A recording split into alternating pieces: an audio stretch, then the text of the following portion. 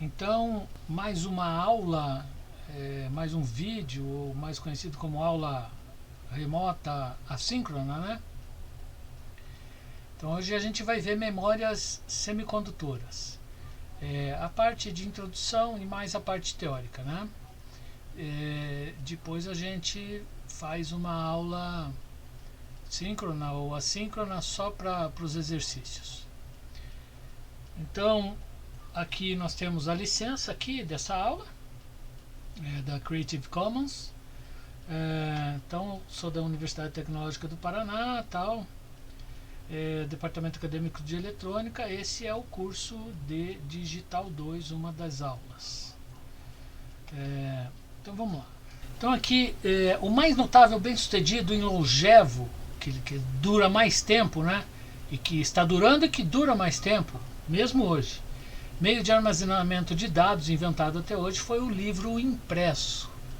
Tá? Ele, de longe, é a maior invenção que a humanidade já fez, foi a linguagem escrita e esse lance de imprimir isso. Então, através da impressão, você pode dividir o conhecimento. Claro que hoje tem lá a divisão por mídia da informática. Então você divide fotos sempre pode dividir por 1 bilhão de usuários, sempre com a mesma qualidade, né? Mas além disso ser uma coisa muito nova, a gente não sabe quanto tempo vai durar. Aliás, de fato dura muito pouco, porque cada codec de compactação de foto dura pouco. Algumas fotos antigas você não consegue mais abrir, porque você não tem mais o codec que ela foi feita, né? Então isso pode vir a se tornar um problema grave no futuro. A mesma coisa acontece com outros tipos de documento. Por exemplo, o PDF está passando agora por uma modificação. Existe o PDF-A, que eles já estão pensando em criar documentos que possam ser lidos a despeito de todo o avanço, pode ser lido lá na frente, né, que leve muito mais tempo para ele deixar de ser uma coisa útil. Tá, então aqui, hoje nós temos lá hoje não, tem há muito tempo, né, as pinturas rupestres, por exemplo, elas são memórias pictóricas e algumas têm vários milhares, às vezes dezenas e às vezes centenas de milhares de anos, se for considerar alguns casos excepcionais aí. E duram mesmo, né? O problema é que elas estão só lá num lugar, ou você vê a foto ou você vai lá, né? Depois do livro tem lá alguns outros titãs, né? Assim como marcas, existem muitas marcas no litoral, por exemplo, de quase todos os países, de navegadores, né? Hoje ninguém sabe mais o que significa, mas estão lá. Inscrições e pinturas rupestres, o alfabeto, o daguerreótipo, que é esse aqui do lado, que eu já falo sobre ele, a fotografia, os filmes, dispositivos magnéticos, elétricos e ópticos, para falar pouco. E a gente vai falar desses dispositivos. Mas antes, vou falar dessa foto aqui, que ela é uma foto absolutamente histórica, tá? Louis Daguerre é o cara que inventou o daguerreótipo. Tá? O daguerreótipo na verdade é um ancestral da fotografia. Ele deixava lá uma emulsão, deixava aberto lá uma objetiva, e essa emulsão ficava por muitos minutos apontado para uma paisagem. Então esse caso aqui, ele usou 10 minutos. Então você vê, em 10 minutos, as carruagens que passaram aqui por essa rua, né? As pessoas que passaram, elas não ficaram registradas na foto. Mas tem um carinha aqui, ó. Não sei se vocês estão vendo, tá? Ali, ó, esse no cruzamento dessas duas setas, tá? Que por um acaso, sem o Louis Daguerre querer, sem esse cara aí querer, ele estava engraxando os sapatos e ele ficou por um tempo muito grande parado no mesmo lugar e conseguiu ser captado nessa foto. Então essa é considerada a foto onde o primeiro ser humano saiu. Então a primeira foto de um ser humano de toda a história, né? Então vamos para a aula propriamente dita, né? Então hoje em dia tem várias maneiras de se armazenar dados, como por exemplo através de fita magnética, que é uma memória do tipo sequencial. Por exemplo, quem lembra da fita magnética, você tinha uma música, para você acessar ela você tinha que ouvir todas as anteriores, ou bobinar a fita até aquele instante. No começo também usávamos isso para fazer o sistema operacional ir para um computador. Então o computador não tinha HD, então você tinha lá um gravadorzinho, tinha um sistema operacional, passava para o computador, daí passava, por exemplo, um editor de texto, e daí trabalhava, estava tudo na memória. Se você quisesse gravar, você tinha que gravar na fita, tinha que achar a posição da fita para você gravar. Você gravava em fita cassete, né? Eu cheguei a usar esse tipo de coisa. Através de circuitos biestáveis, né? Através de cargas elétricas sobre capacitores, a gente vai ver tudo isso, através de modificação de índice óptico de superfície, que é o caso de DVDs, CDs, Blu-rays, etc. E sólidos, né? Através da modificação do estado quântico de uma molécula ou átomo, por exemplo, também eu consigo fazer uma memória, né? Na linha evolutiva das memórias, então eu tenho aqui, por exemplo, a fita cassete, que é esse lance aqui.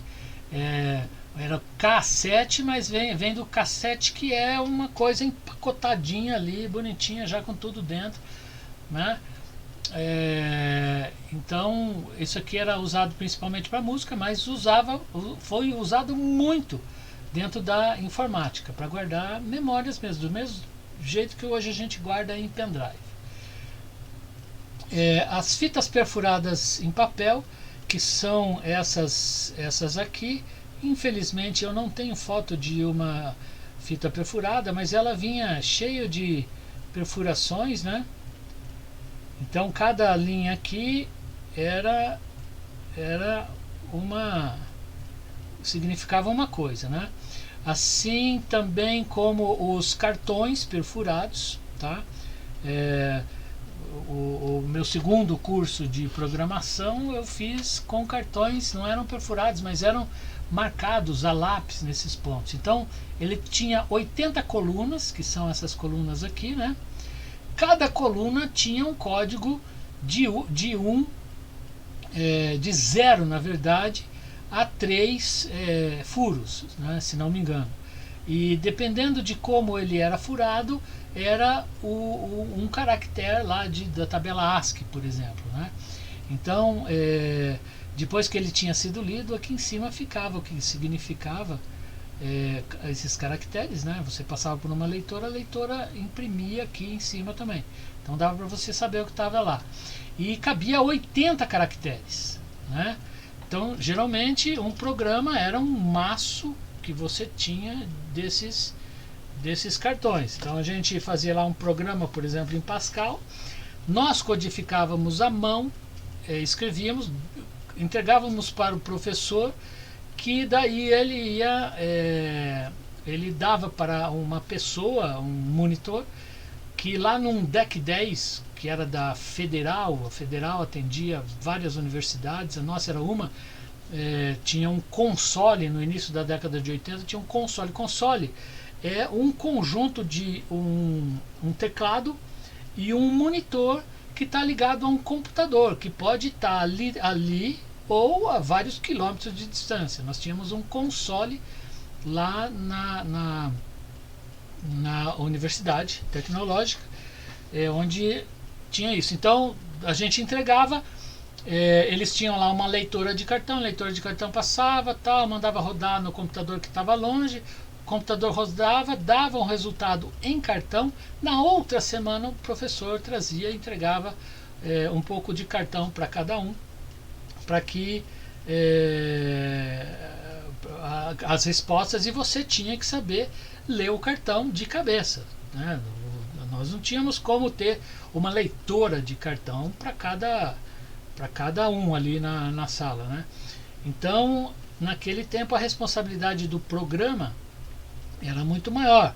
Hoje você erra, você manda rodar, viu que errou, já conserta, já manda rodar de novo, gravar, codificar, etc. Roda e vê o resultado, tudo em frações de segundo, né?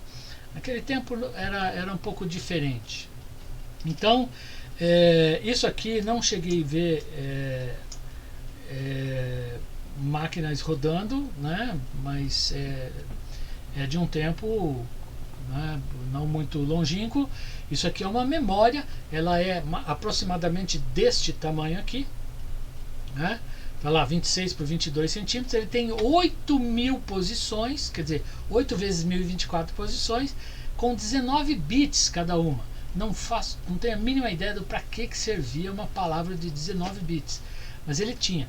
E cada coisa que você vê embaixo nessa foto aqui tem um acrílico, né? Cada coisa que você vê embaixo desse acrílico é uma coisa bem pequena, um cruzamento de linhas, onde tem um microelemento magnético que guarda a informação, né? Então é um tipo de memória magnética. Aqui a gente então nós temos por exemplo aqui deixa eu ver, tem outras coisas para ver, eu mostro, porque depois tem os discos magnéticos, mídias óticas, estado sólido, que eu mostro as fotos daqui a pouco. Então, nos idos de 40 e 50, estabeleceu-se o que se conhecia como lei do transistor. Eu não sei se vocês já ouviram falar, mas essa lei era o seguinte: quanto menor a quantidade de partes móveis, menor a máquina. Esta frase vendeu muito daqueles radinhos de pilha transistorizados, porque ele não tinha partes móveis, usava muito pouca energia, era muito portátil porque era pequenininho. E o que significa a gente falar parte móvel? Antes do transistor tinha válvula, a gente tinha que ficar trocando válvula, porque a válvula ela se desgastava e deixava de funcionar muito rápido. Interessante que você podia fazer a dança das válvulas, elas eram quase todas eram intercambiáveis, então você mudava de lugar e funcionava mais um pouco o equipamento, né? Truques dos velhos daquele tempo lá.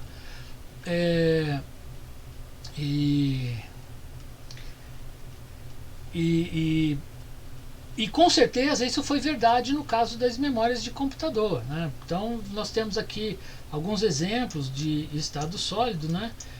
Por exemplo, eu peguei aqui um pendrive, eu tenho um outro pendrive que ele tem 64 megabytes, tá? É o menor pendrive que eu tenho. Eu guardei ele para montar, mas eu não achei aqui para mostrar essa foto. Então eu peguei esse cara aqui que é de 1 GB, né? Esse cara aqui é de 1 GB, esse aqui é de 32 GB. Então você vê lá o que 20, 30 anos fazem, né? Isso aqui, eu lembro que este SD card, aliás, o SD card hoje ele é cartão, mas esse Dzinho aqui, ó, ele parece um disco meio disco rodando, né? Ele foi um padrão que foi feito para disco óptico, mas a Mitsubishi não ganhou aquela concorrência e tal, mas esse padrão acabou virando aí esses discos, esses cartões, memory sticks, né, e etc. Então, e esse cartão hoje é muito pequeno. Isso aqui, por exemplo, é o tamanho de uma unha, tá? 32 GB. É uma coisa impressionante. E esse aqui não é um dos menores que eu tenho. Eu lembro que era um grande, né? Não tem isso aqui. Tem o que? Uns 10 anos, tempo do Palm Top, né? E hoje nós já temos pendrive deste tamanho. Ele tem este tamanho e chega a ter de 1 a 2 terabytes. É uma coisa impressionante, né? Então nós estamos aqui no ano 2020. Essas coisas impressionam. Aqui então nós temos algumas coisas aí da história do passado. Isso aqui são os flop disks. Eles são flops, por quê? Deixa eu só mostrar uma coisa. Eles são flops porque eles são flexíveis. Isso quer dizer, flop disk são discos flexíveis, tá? Então esse é um disco aqui de 8 polegadas, tá? Que eu tenho, é esse que está fotografado aí, né? Hoje eu estou de vermelho, você vê vermelho, azul, verde, são cores do grandioso Palmeiras, embora a maioria só conheça o branco e verde, né? Mas então, não tem nada a ver isso com a aula. Mas então, nós temos o disquete que a maioria conhece, é esse aqui, né? É o disquetinho de 3,5 polegadas. Ele cabia 1.44 megabytes, tá? Antes dele, eu usei muito esse aqui, de 5 1/4, cabia uns 720K.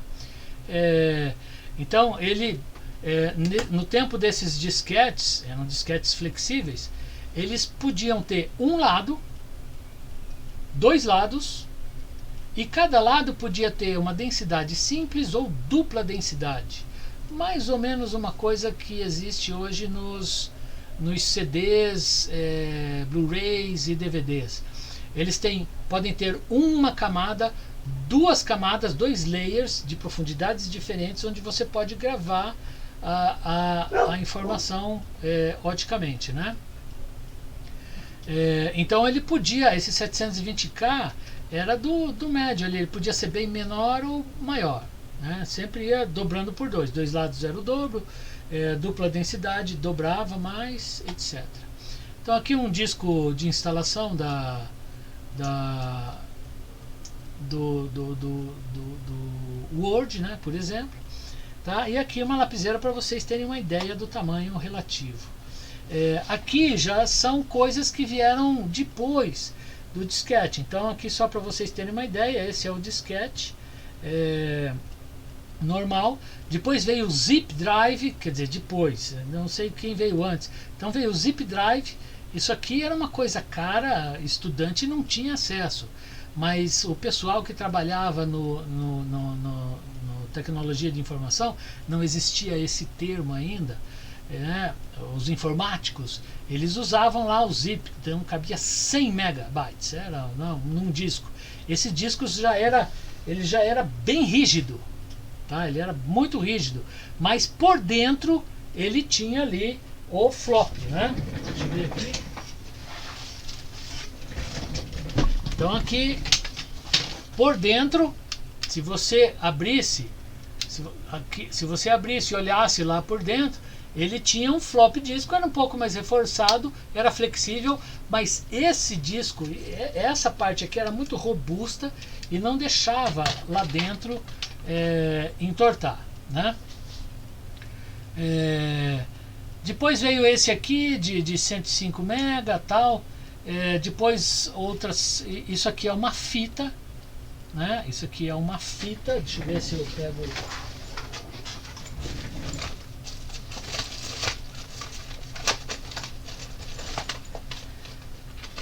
Então eu tenho lá a fitinha, né? Isso aqui era uma fita bem comum. Tá? Esse que aparece aqui embaixo, este que aparece aqui, ó, já não era um flop disk, era um hard disk, tá? Porque a parte que tem dentro dele é de metal, tá? Não sei se é possível ver, ali por dentro ele é metal, ele é como um HD por dentro, é uma parte de metal. Então isso aqui era um HD que era um disquete de HD. Beleza? E esse que eu queria mostrar aqui, o cartuchinho,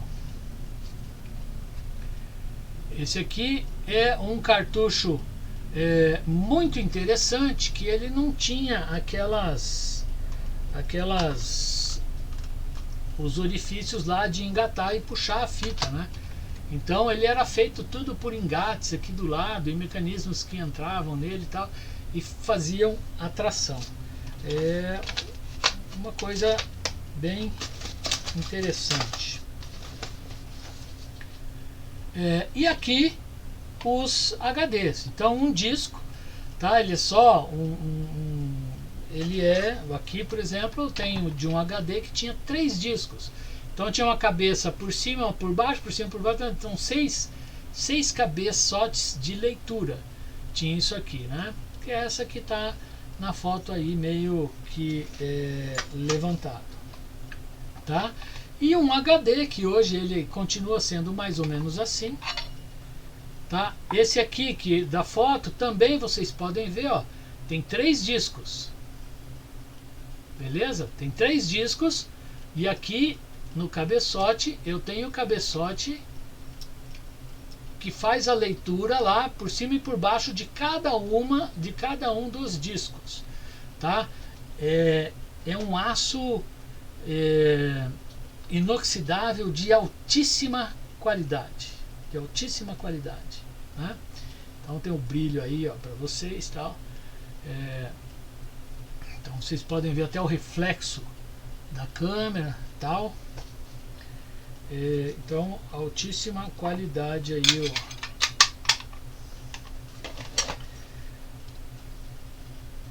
Tá, e para mostrar mais ou menos o tamanho deles, eles podem ter outro tamanho ou não. Ainda falando sobre os outros tipos de memória, a gente sempre esquece de falar, mas a máquina de escrever, tanto a mecânica quanto a elétrica, isso aqui era uma esfera, né, da elétrica.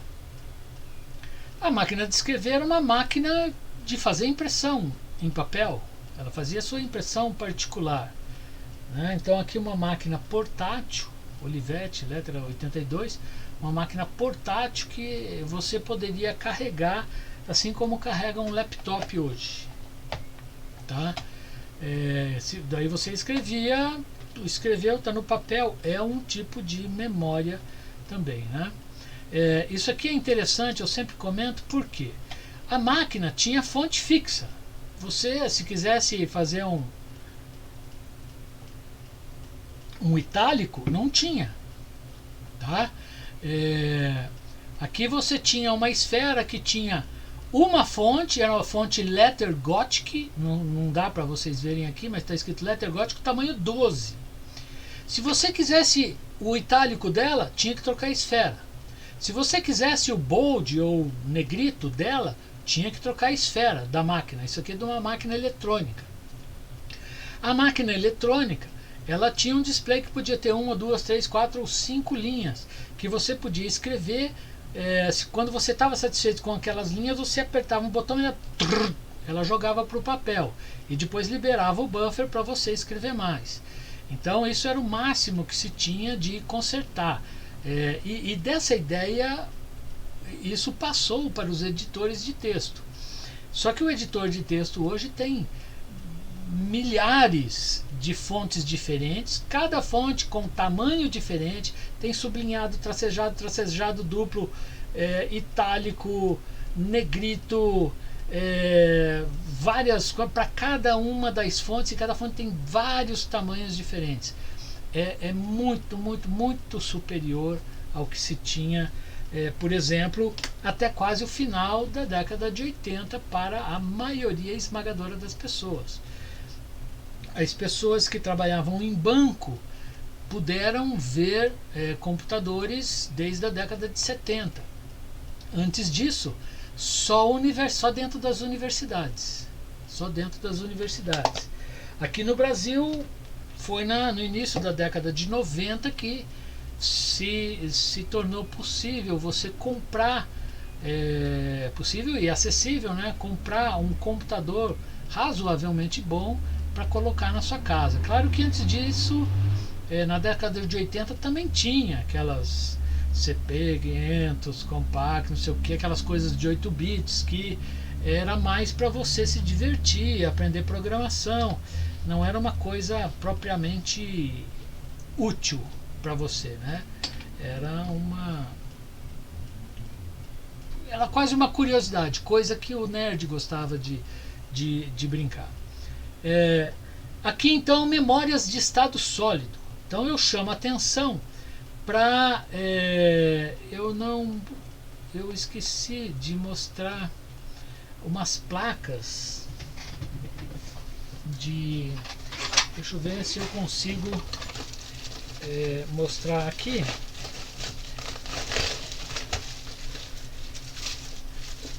Sim, beleza. Então, eu tenho algumas placas antigas de computador, não sei, mas é do início dos anos 80. Não sei se vocês conseguem ver. Eu tinha aqui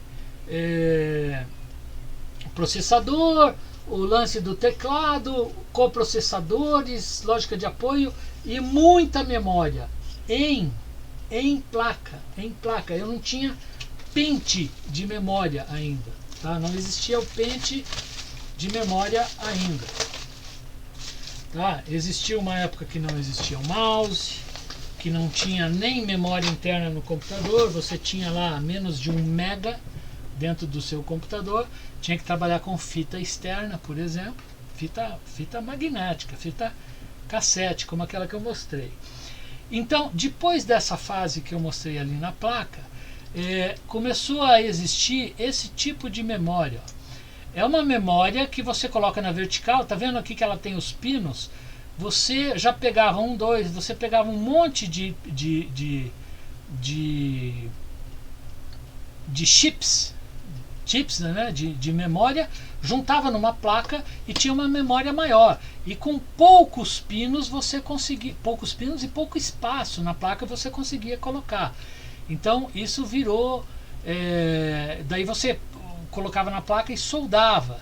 Depois passou a ser conectável, tá? Você tinha um conector onde você colocava simplesmente o seu, num slotzinho, você encaixava ali a sua memória. Então daí, a partir desse modelo aqui, né, nós tivemos os pentes de memória, que é o que a gente chama aqui. Alguns pentes, como este aqui, ó, por exemplo, que ele está de lado aqui, ó, ele tem chips, tem CIs dos dois lados da placa, né? Então esse aqui tem dos dois lados, então era um pouco gordinha, então você complicava um pouco você colocar uma do lado da outra, né? Então hoje tem essas memórias, vários tipos de memória aqui, vocês podem ver pelo tipo do conector, ó. Aqui é tudo simples, aqui existe uma indentação aqui, ó, tá? Aqui a indentação é diferente, podem notar, aqui não tem indentação, aqui é outra indentação, outra densidade. Então isto aqui, essa aqui já é uma DDR3, tá? De 2 GB. E aqui já uma memória bem moderna, mas ainda é uma DDR3 de 4 ou 8 GB. Eu não estou conseguindo ver aqui, mas como eu fotografei, eu sei que é mais ou menos isso aqui, né? Peguei de uma das máquinas aqui de casa. Então esses são os pentes de memória. Então o que a gente vai estudar é o que tem dentro desses CIs aqui, tá? Aqui então, só para não perdermos aí, só para vocês já ficarem com a imagem na cabeça, esse aqui é um outro tipo de memória, uma memória ROM, é uma memória que tem uma janelinha, tá? E todo o CI ele está nesse tamanho aqui, ó, tá? É isso aqui. Todo o resto aqui é feito para você ter as perninhas. Tá? Então tem um fiozinho que é puxado nessa perninha, outro fiozinho que é puxado nessa, outro fiozinho que é ligado em algum lugar aqui, puxado na perninha, outro lugar aqui e tal, coisas de dissipação, algum circuito de apoio eventual dentro, né, pode ter também, Sempre vai ter esse chanfro aqui, né? Esse chanfro significa que este aqui sempre vai ser o pino 1, é uma norma, né? Então você tem lá o chanfro e este pino aqui sempre é o 1, tá? De um CI desse tipo. Esse aqui é um de 4 lados, tá? Esse aqui a gente chama de dual impine e esse aqui começa com que de quad, né? É quádruplo, lados, tem de todos os 4 lados. Tem aqueles que tem por baixo, esses aqui por exemplo, tá cheio de perninha por baixo, ó, tá? Então aqui a gente tem alguns exemplos do Pentium, o Pentium MMX, DX, DX2, DX4, o 486, tá? O próprio 486 é uma evolução, deixa eu ver se eu tenho aqui, ó.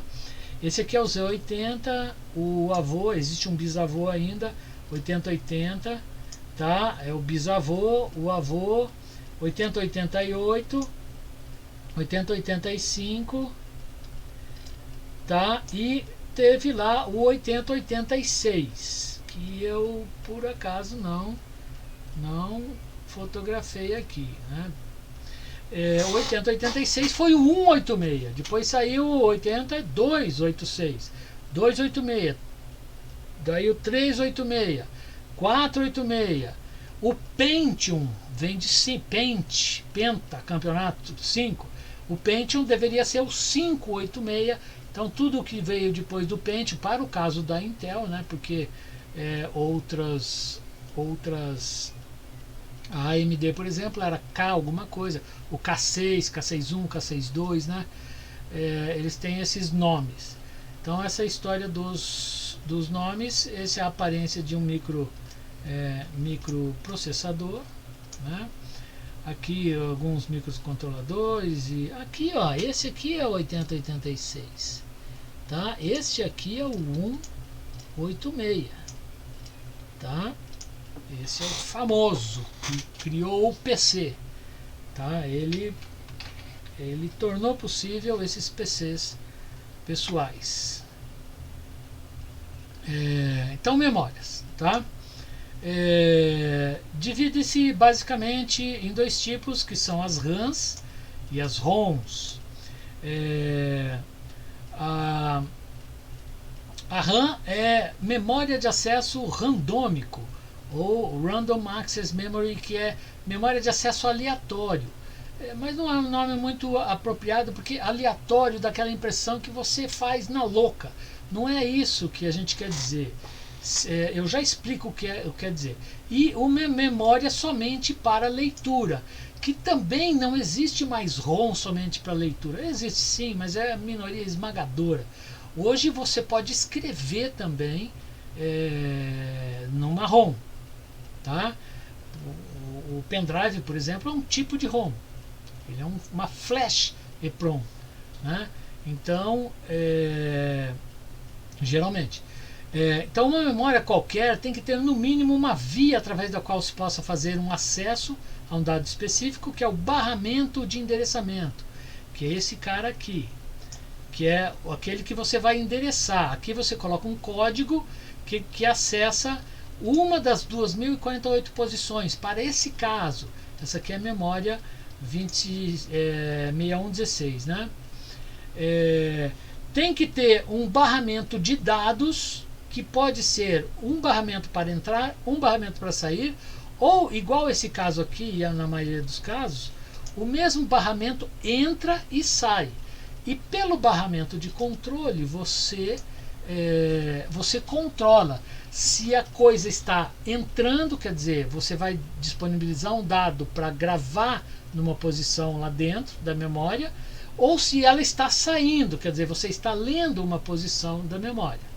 Só lembrando que essa memória, por exemplo, tem 2048 posições com, dá para ver aqui, deixa eu mudar a cor, eu tenho aqui 8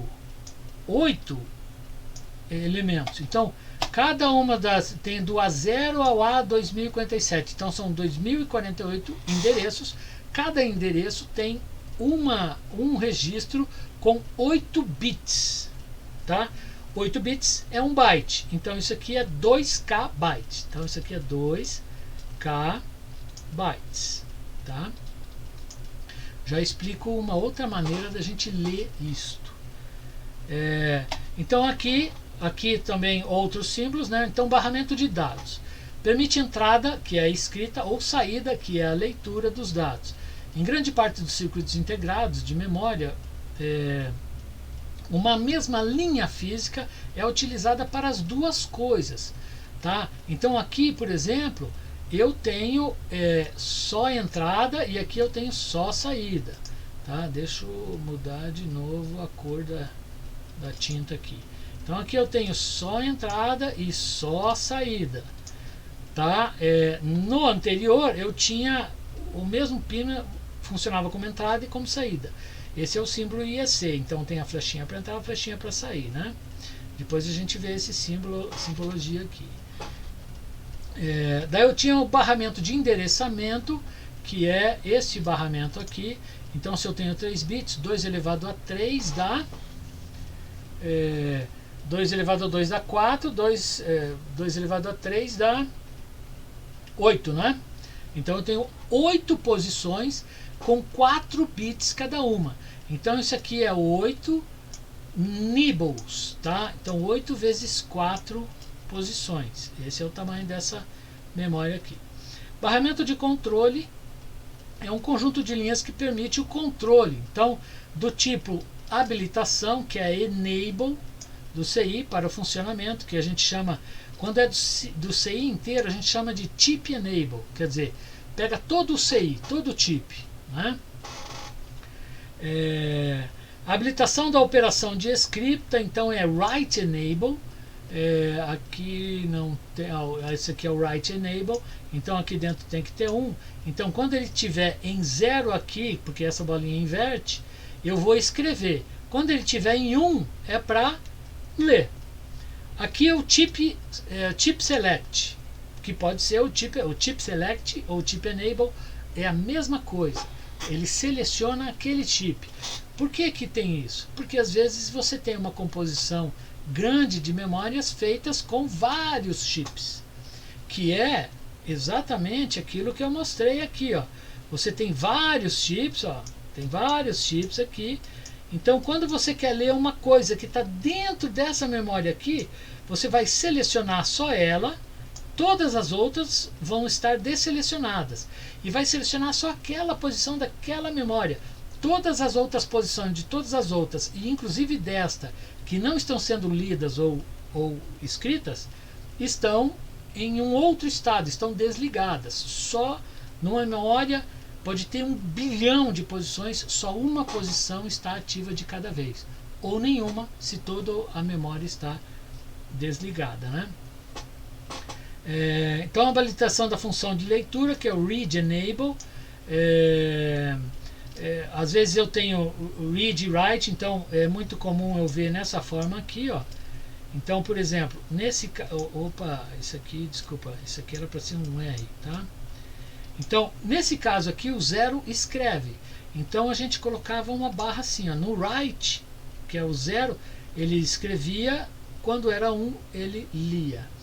Habilitação do barramento de dados, o estado de standby, quer dizer, que se você está desselecionado o chip, todo ele está em estado de standby, tá? É como se fosse desligado, mais energizado, né? Que é o estado de tri-state, que é output enable. Se você coloca lá a saída desabilitada, todas as saídas estão em tri-state. No terceiro estado, que é o estado de alta impedância, né? Que a gente já viu em outra aula aí, na aula de famílias, por exemplo, eu expliquei como que é essa saída aí. É como se ela tivesse no ar, tá? Aqui nós temos uma coisa aqui, ó, da IEC. IEC e a I3E, elas têm regras específicas para quase tudo. Tá? Até como fazer um winchester, como fazer um codec, tem regra para tudo. Como fazer a instalação da sua casa, né? Como fazer um para-raio, tem regra para tudo. Então existe uma regra que ela é desde 98, que, portanto do século passado, que nós não usamos. Não sei por que a gente não usa, porque é bem melhor. Então, vocês já notaram que 1K na verdade é 1000, certo? Tá? E tem 1K, quando a gente usa na informática, ele é 2 elevado a 10, que é 1024. Pô, 1024 não é igual a 1000. Não é igual a 1000. Então tinha que ter um jeito da gente diferenciar essas coisas. E essa norma diferenciou assim. Por exemplo, o fator aqui tem o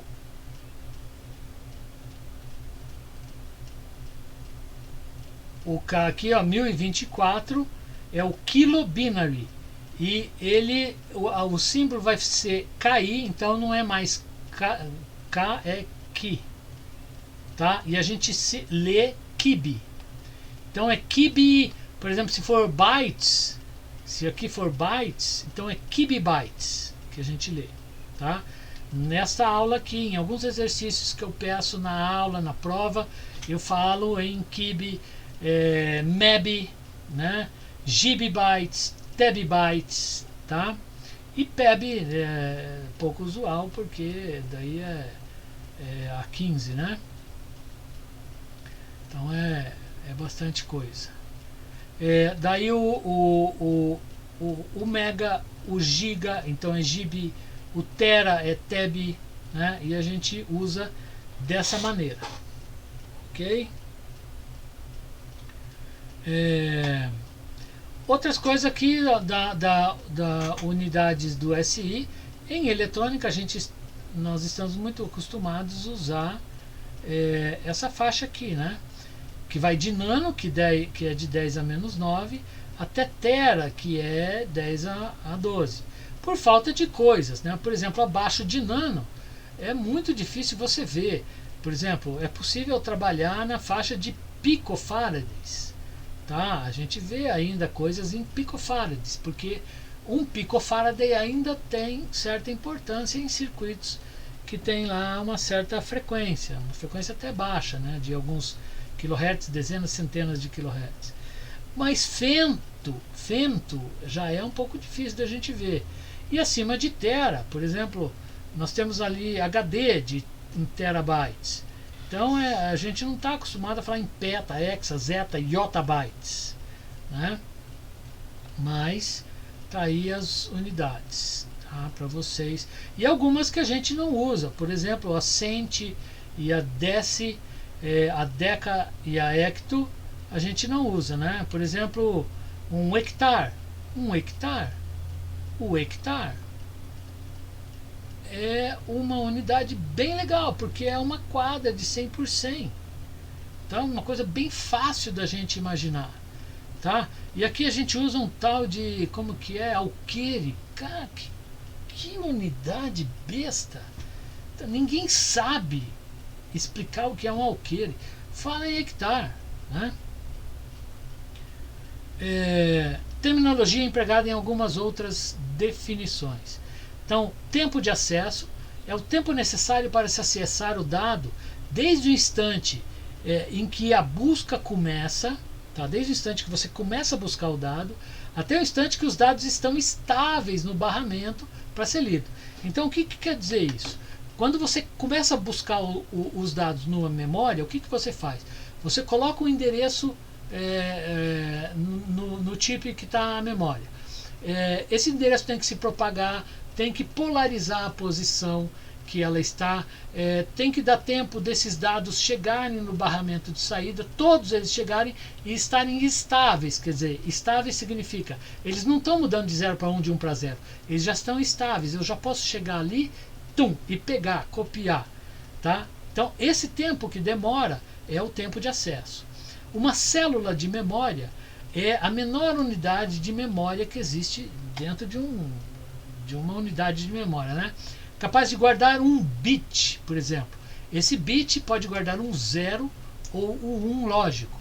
Vamos supor que isso seja lá um circuitinho, tá? De aqueles que a gente aprendeu na família TTL. Nós não aprendemos ali, é só saída e entrada, né? Mas vamos supor que seja uma carga num capacitor. Capacitor carregado significa 1, capacitor descarregado significa 0, né? Registrador. O registrador também serve para armazenar bits. Entretanto, o termo é mais utilizado para designar um conjunto de células de memória que permite operações lógicas e aritméticas com seu conteúdo. Então, o registrador, na verdade, registra. Mas quando a gente chama de um registrador dentro de uma coisa da informática, com esse registrador também pode ser possível você fazer operações de inversão bit a bit, complementação, que é a mesma coisa, soma, multiplicação, que é fazer shift para a direita, para a esquerda, fazer operações dele com outro registrador e colocar o resultado em outro. Um registrador especial, por exemplo, que recebe resultado de outros dois, ou dele mesmo, de uma operação que é feita com ele e volta para ele, a gente chama de acumulador, por exemplo, né? Palavra digital, ou word, tá? É um grupo de bits organizados de modo a conterem uma informação. Geralmente o tamanho vai de 4 a 64 bits. Por que isso? Tem um bit. Os primeiros sistemas funcionavam com 4 bits. Depois o primeiro computador decente com 8 bits. Depois foi para 16. Começaram lá os PCs e tal. Depois, nos primeiros que vieram para a gente trabalhar com propósitos gerais, depois foram para 32, e hoje a maioria esmagadora dos computadores que vocês têm nas casas são de palavras de 64 bits, de 8 bytes. Tá? Um byte tem 8 bits.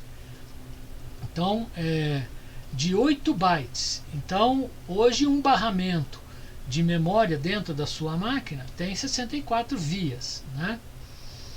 Se não for multiplexado. Então, nibble é a palavra de 4 bits e byte é a palavra de 8 bits. E fim de papo.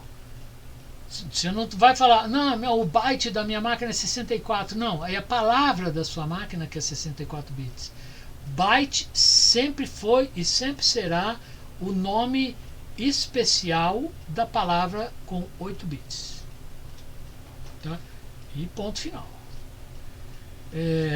Taxa de transferência é a velocidade com que os dados podem ser transferidos de ou para um dispositivo de armazenamento de dados. Tá? Isso aqui é uma coisa muito importante, porque geralmente o seu processador funciona numa frequência, por exemplo, 3 GHz, mas a sua memória funciona com bem menos, às vezes só com 100 MHz.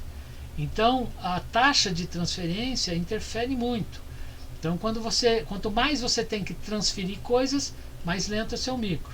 Quando ele está processando puramente, ele é bem mais rápido. Tempo de latência é o tempo de acesso a uma posição de memória mais o tempo de refresh do dispositivo. É usado para especificar velocidades de RAMs dinâmicas. Então eu não falei ainda de RAM dinâmica, nem falei sobre refresh. Então guarde isso. O tempo de latência é o tempo que você leva ali que demora para você ter acesso a uma coisa, né? Que é a soma desses dois tempos aí. Eu já falo sobre refresh e sobre RAM dinâmica.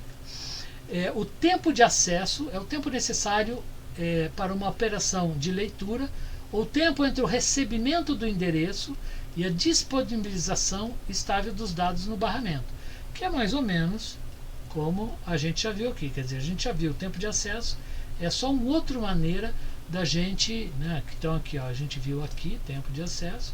Isso aqui é outra maneira da gente ver a mesma coisa. O endereço é uma palavra de N bits que especifica uma posição, uma e somente uma posição na memória. Quer dizer, o lugar onde se encontra determinado conjunto, né? Então a memória é como se fosse um grande conjunto residencial de 100 por 100 casas, então tem lá 10.000 casas. Cada uma vai ter um endereço.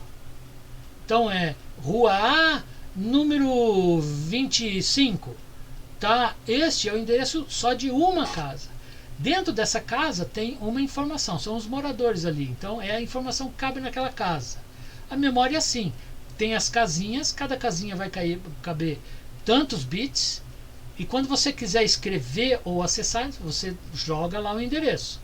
Se você quer escrever, bota uma palavra, coloca uma palavra na entrada e liga lá um pino, um procedimento para escrever. Se você quer ler, você coloca o endereço e avisa no controle que você quer ler. Aquele endereço vai sair no barramento de dados e você copia para onde você quiser aquela informação, né? Leitura é o acesso a uma posição de memória e captura da palavra contida na mesma. A escrita é o armazenamento de uma palavra na posição que você dá lá no endereço. O conteúdo da memória é a palavra que está contida numa determinada posição de memória. Tá? Terminologia empregada em algumas outras definições. A SAM, tá? Então é memória de acesso sequencial. A memória de acesso sequencial é, por exemplo, a fita cassete, fita data, a VHS antiga que a gente gravava filme, a fita perfurada. O que quer dizer memória de acesso sequencial? Que se você quiser chegar em determinado conteúdo, você tem que passar por todos os outros antes. Você tinha um filme em VHS, por exemplo. Você quer chegar numa cena, você tem que bobinar ou rebobinar aquela fita até chegar na cena. Você não pode ir direto naquela cena, que é o que significa Random Access Memory. Na verdade, a IBM até preferia a tradução, né, a definição de Direct Access Memory, quer dizer, memória de acesso direto, que é mais ou menos como funcionava um disco de vinil antigo, que você tinha lá o disco e você colocava uma agulha na faixa, na posição que você quisesse. Você tinha um acesso direto na memória, que é como funciona um HD hoje. Você tem a agulha, é o cabeçote de leitura, e você tem o disco lá, você acessa diretamente. Você não tem que ler todo mundo até chegar no arquivo que você quer, né?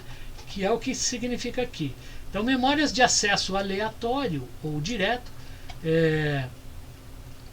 mas a gente prefere usar o conceito de memória de acesso direto. São memórias onde o acesso ao dado requerido é feito de maneira direta, ao contrário da SAM. Tá? Se você quer, aqui eu já expliquei, né, o lance do LP, da música cassete e tal. Daí tem a RAM dinâmica.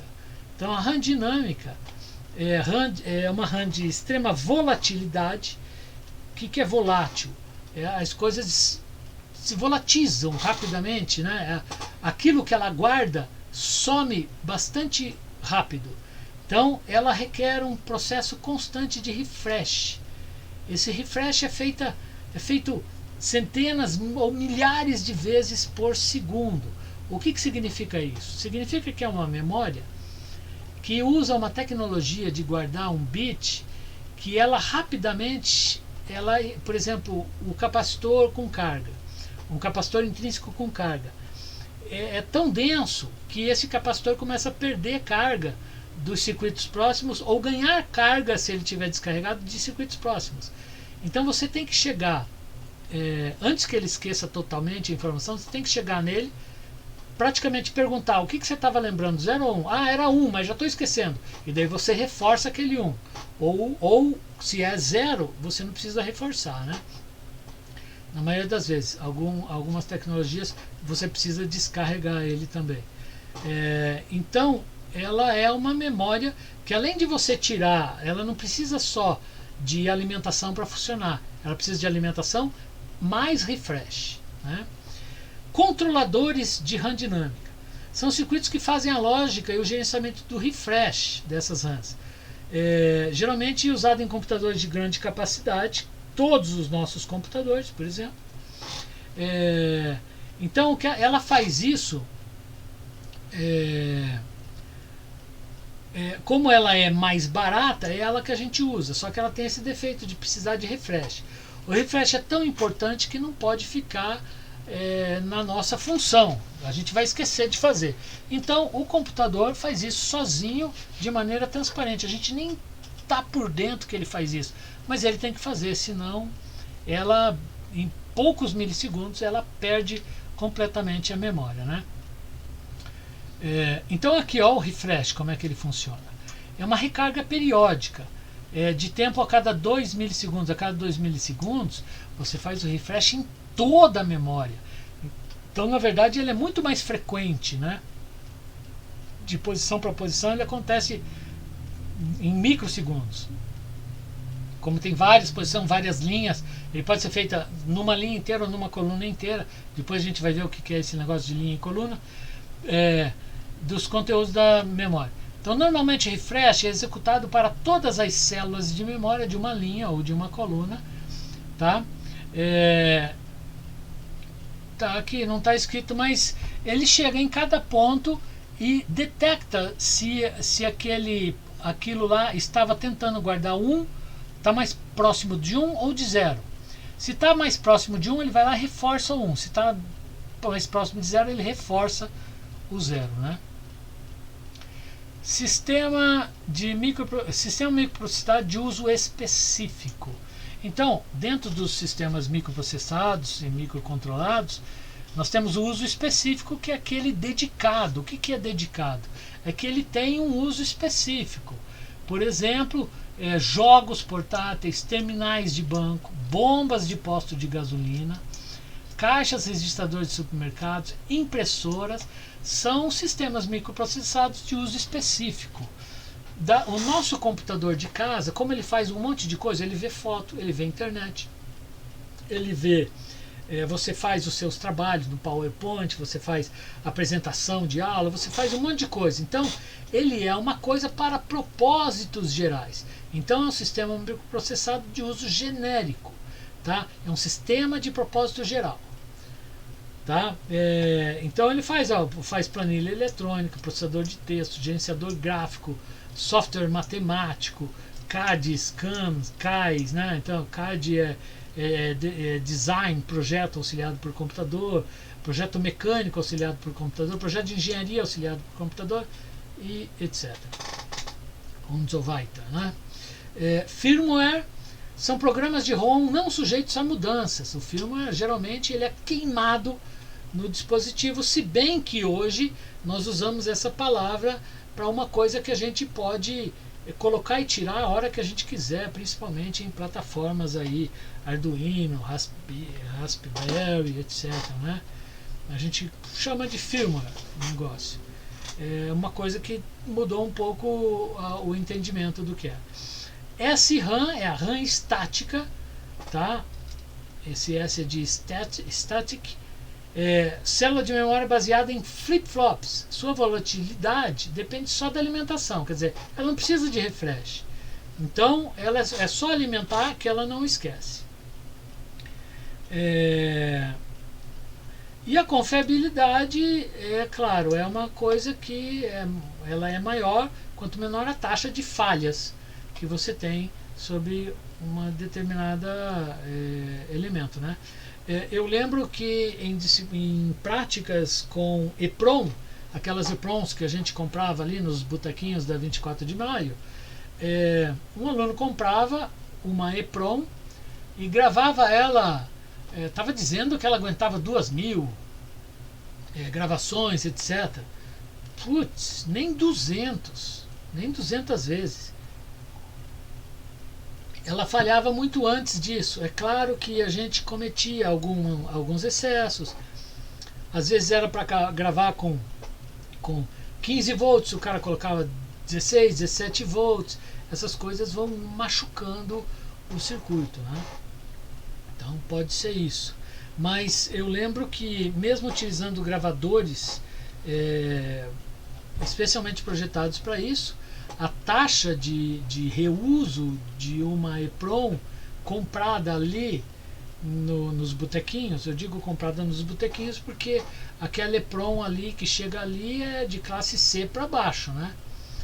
as classe A, classe B, elas vão de caixa para os fabricantes que fazem equipamentos. Tá? As de menor qualidade é que vão parar nas lojinhas. Capacidade de memória é o número total de bits que um dispositivo pode armazenar. Capacidade de memória é dada em bits. Então pode ser expresso de várias formas. Por exemplo, 2048 bits, 2 kbps, 256 bytes, aqui está em bytes, e outros são, por exemplo, tab bytes, GB bytes, etc. Né? Organização de memória. Organização é como está organizado, é o número de posição versus número de bits por posição. Então 2K bytes, eu sei que tem 2000 posições, né? Na verdade isso aqui é 2 kbbytes, 2048 posições com 8 bits cada uma, tá? Que é isso aqui. Memórias voláteis são memórias que perdem o conteúdo que elas têm quando deixam de ser alimentadas, ou no caso da RAM dinâmica, quando o refresh falha. É difícil falhar refresh, tá? É um procedimento assim. Nunca ouvi falar, meu computador queimou o negócio de refresh, né? Então, memórias não voláteis. São memórias que retêm informação mesmo quando não estão alimentadas, que são geralmente as ROMs. Dentre as não voláteis, sobressaem-se as memórias permanentes de computadores. Por exemplo, os HDs, aquelas que retêm programas da BIOS, do setup, do diagnóstico. Aqui tem alguns fabricantes, isso já não vem mais ao caso. Existem as NVRAMs, que são as RAMs não voláteis. Elas basicamente são RAMs com uma bateria ligada, quer dizer, elas têm um processo que a alimentação jamais é interrompida. Os pendrives são RAMs não voláteis, porque você grava, bota no bolso, você não tem pilha num pendrive. Tá? Os SD cards e os SSDs, os HDs magnéticos, né? E assim por diante. Características de memória. Para cada posição de memória deve haver uma linha de habilitação para possibilitar escrita ou leitura. Isso significa que se nenhum artifício fosse utilizado para fazer o endereçamento da memória, eu precisaria esse 64 é para outra coisa. Vamos falar dessa memória. Ó. Eu tenho 1, 2, 3, 4, 16 registradores. Se eu quisesse acessar cada um de maneira direta, por exemplo, uma via para cada posição de memória, eu teria que ter 16 posições de memória. Aqui, se eu uso um decodificador, eu posso ter uma única palavra de 4 bits, que é essa palavra aqui, ó. Então eu entro com 4 bits, eu tenho um decodificador 2 para desses dois tem 4 aqui, e posso acessar todas as palavras. O que é um decodificador? Decodificador, por exemplo, entra aqui a 0 e a 1, então é 00, 01, 10, 11, tá? E eu saio 4 coisas aqui. Eu saio 0001, então sai o 1 aqui, por exemplo, e o 0 em todos aqui. Ou 0010, 0100, 1000. Um decodificador basicamente é um conversor de código, onde o código de entrada, que é esse aqui, é um código binário, e o código saída é 1 de N. O código 1 de N é onde uma das posições é 1, todas as outras são 0, ou uma é 0 e todas as outras são 1s. Então, nesse caso aqui, se eu tiver, por exemplo, uma coisa aqui que tenha 0010, essa posição, então vamos ver, ó, isso aqui está, essa linha aqui está com 1, esse 1 está entrando nessas portas aqui. E aqui, este 1 aqui está entrando aqui. Então está entrando nesse nessas portas E, certo? Então, qual é a única porta E que tem 1 e 1? É essa aqui, ó. Então, só essa posição aqui vai ficar acionada. O conteúdo dela vem para o barramento de saída ou de entrada. Esse aqui é de saída e sai para cá.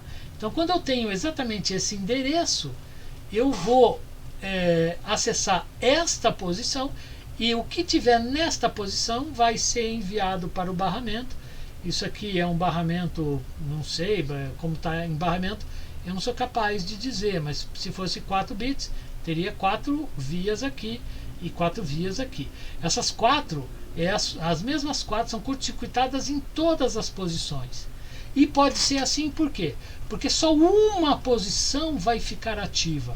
Todas as outras vão ficar com saídas em tri-state, saídas de alta impedância.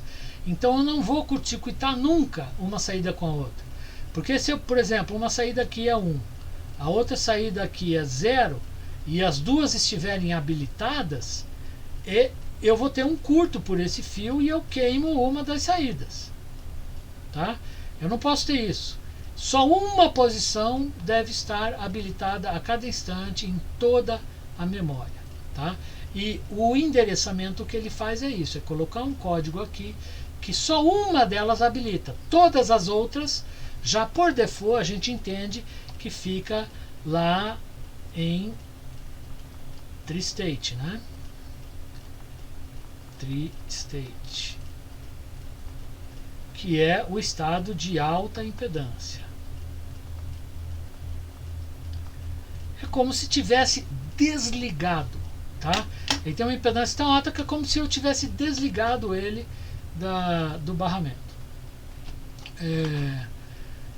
Características de memórias. Então, aqui eu tenho um tipo especial de endereçamento. Eu tenho um microprocessador, esse microprocessador manda 1, 2, 3, 4, 5, 6, 7, 8, 9, 10, 11, 12, 13, 14. Então eu tenho 14 aqui e aqui eu tenho 7. Então ele manda, aqui eu tenho um multiplexador. Como é que vai funcionar esse multiplexador? Tá vendo? Ele manda um endereço que o N é de 17.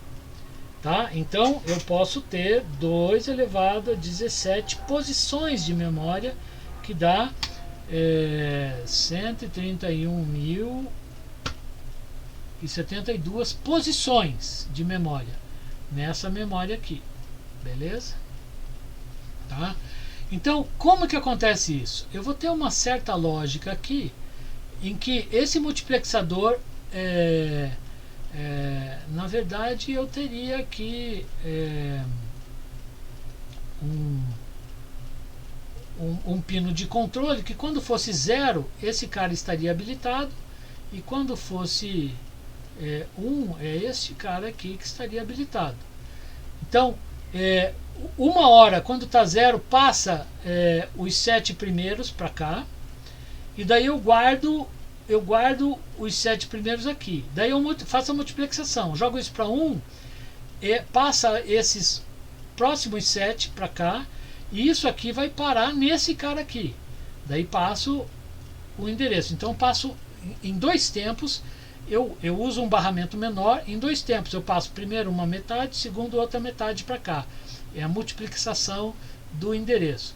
Passei o endereço para cá, passei o endereço para cá, pronto. Eu já posso acessar cada posição específica. Por exemplo, se aqui que está 1 e aqui que está 1, é essa posição aqui que eu vou estar endereçando. Se nessa posição tiver 1 bit, a saída de 1 bit. Se tiver 8 bits, sai lá 8 bits, 1 byte. Se tiver 16 ou 64, tá. O que importa aqui é entender esse sistema de endereçamento, que é um sistema de endereçamento multiplexado, né? Leitura e escrita. Então, para qualquer uma dessas operações, primeiro você deve colocar na linha de endereçamento uma combinação. Então, onde que está aqui? Eu vou colocar aqui uma combinação, por exemplo, 0, 1, 1. O que significa? Significa que a posição 3 dessa memória, então tem lá, aqui tem 2 elevado a 3 dá 4, 8 posições, né? Então vamos supor que eu tenha aqui 8 posições de memória.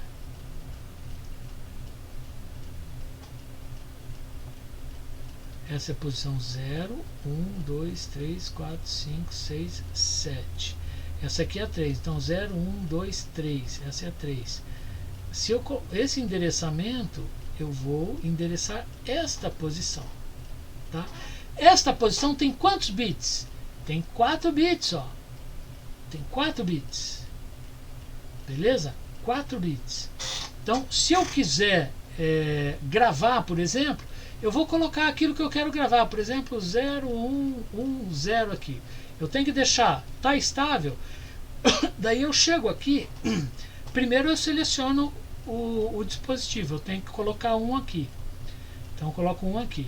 E aqui, para eu escrever o write enable, eu tenho que colocar um aqui. Como ele está invertido, eu tenho que colocar 0 aqui fora. Então eu estou em 1, quando eu for para o 0, tá? Este 0 aqui, ó, isso aqui é amplitude por tempo, né? Este 0 aqui vai gravar. Write. Vai gravar. Então, primeiro eu coloco o endereço. Estabilizou. Coloco o dado. Tá tudo estável, daí eu jogo, venho aqui e coloco um 0 nesse coisa aqui. Com o chip habilitado. Quando eu coloco um 0, isto aqui vai entrar nessa posição. Então aqui vai passar a ter 0, 1, 1, 0. Tá? Nessa posição. Tá, daí voltou para o 1. Tá. Se eu quiser ler essa posição, agora se eu coloco isso aqui e aqui tem 1, eu estou lendo. Daí o que vai aparecer nos dados de fora vai ser esse 0, 1, 1, 1, que foi a última coisa que foi gravada ali. Beleza? Esse aqui é o símbolo antigo I3E, né? E esse aqui é a mesma coisa, só com o símbolo IEC. Tá? IEC. Deixa eu escrever aqui decentemente. Tá? Então eu tenho ali de 0 a 2, então eu tenho de 0 a 7, que são 8 posições. Cada posição eu sei que tem 4, porque tem 4 elementos flip-flops do tipo D aqui. Tá? Como que eu sei que grava? Grava no D, gravou no 1, o 1 está aqui. Tá? Isso aqui é um clock, então esse é um clock de comando de escrita.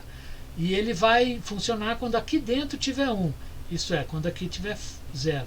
Então é a mesma coisa, quando aqui tiver 0, isso aqui é uma ordem de escrever, write.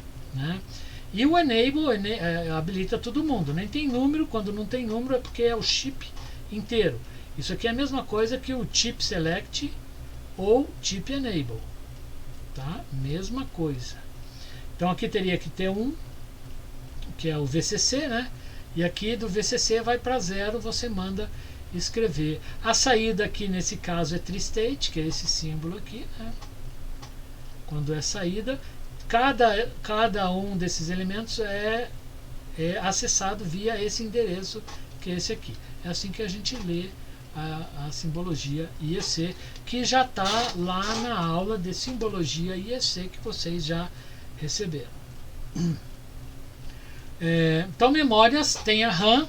Então memórias do tipo RAM, que é de acesso aleatório ou direto, que a gente já viu, são utilizadas para escrita e leitura de dados de modo não sequencial, e são voláteis. A gente tem que ter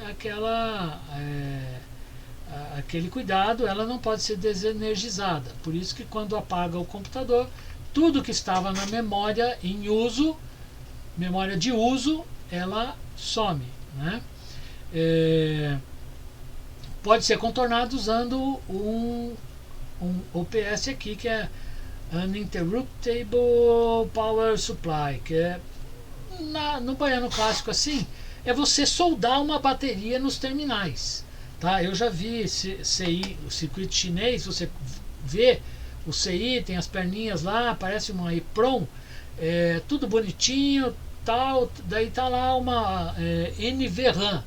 Daí você abre e é só uma capinha mesmo de plástico, você tira a capinha tem uma bateria soldada ali no VCC e no GND, né? É uma coisa assim tosca mesmo, bem simples. Aplicado em sistemas digitais como memória de trabalho, tá? Como é o caso da RAM utilizada em computadores, que são aqueles pentes de memórias que vocês compram para colocar no computador. Aqueles 2 GB, 4 GB, 8 GB que vocês têm ali, né? Memória de trabalho. Nós estamos aqui em 2020. Hoje o bom seria trabalhar com 12, 16 GB, né? Aplicado em sistemas digitais, tal, isso eu já falei. Memórias RAMs estáticas e dinâmicas, tá? Então elas podem ser estáticas e podem ser dinâmicas. Estáticas em células de armazenamento são tipo flip-flop D, tá? Elementos biestáveis, uma vez escrito o dado, ele permanece estável lá. Por isso que se chama estática, porque fica estável o dado lá. Nas memórias dinâmicas, células são microcapacitores. Então nas DRAMs, tá? Nas DRAMs, das DRAM, elas são microcapacitores intrínsecos. São capacitores que aparecem intrinsecamente, não tem como você evitar. Quando você cria um FET, por exemplo, tem um capacitor lá. Então eles resolveram usar esse capacitor propositalmente para guardar a informação, né? Então se tiver carregado nível lógico 1, se tiver descarregado 0. Ele precisa lá de refresh, para não perder a carga. Já explicamos esse processo de refresh, né? Então aqui, ó, uma explicação de outra maneira consiste na verificação periódica da carga do capacitor. Aqui 67 mil vezes por segundo. Isso aqui de um fabricante, né? Hoje, claro, cada fabricante tem o seu jeito lá. Então ele vê lá se cada capacitor o que ele tem e você recarrega aquele capacitor, né? RAMs estáticas são usadas como cache, porque são mais rápidas, tá? Com tempos de acesso típicos de 8 a 15 nanosegundos, de hoje muito menos ainda em tempo, né? Elas, enquanto as DRAMs, que são as mais baratas, têm tempos muito maiores de acesso. Então as DRAMs podem ser integradas em grande escala e são muito mais baratas. Razões pelas quais essas são as utilizadas em memória de trabalho do seu microcomputador. Então, é possível você fazer um supercomputador, você só não vai usar ali a DRAM, você pode usar a outra, a mais rápida. Então, o processo vai ficando mais caro. O Palm Top, por exemplo, que era essa maravilha aqui, ó, isso aqui é o Palm Top, um dos primeiros PDAs, um dos primeiros dispositivos móveis de computação, de acesso à internet, etc. Já tem quase 20 anos, né, esse aparelhinho. Esses Palm Tops eram dispositivos geniais, especiais, no sentido que eles só tinham ROM. Toda a memória dele era do tipo não volátil, de forma que quando você desligava ele e religava, ele estava exatamente onde você deixou. Se você parou no meio de um texto, se você parou no meio ele estava exatamente onde estava ali. Então ele não perdia, não esquecia. Tá? Se acontecia de acabar a bateria dele, você só recarregava a bateria e todas as coisas estariam onde elas estavam antes. Você não ia perder as coisas como perde aí no seu computador de trabalho. Então, essa é uma das diferenças do Palm Top, né?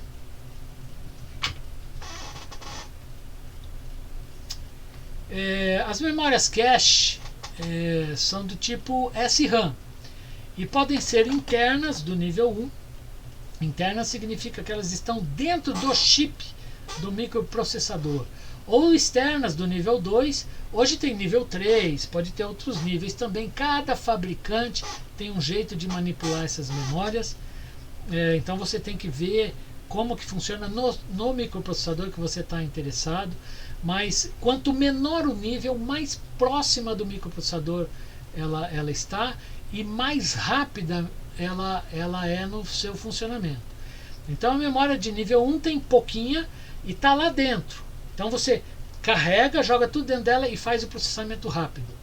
Nível 2 está um pouco mais distante. A nível 2 hoje pode estar dentro ou fora do microprocessador.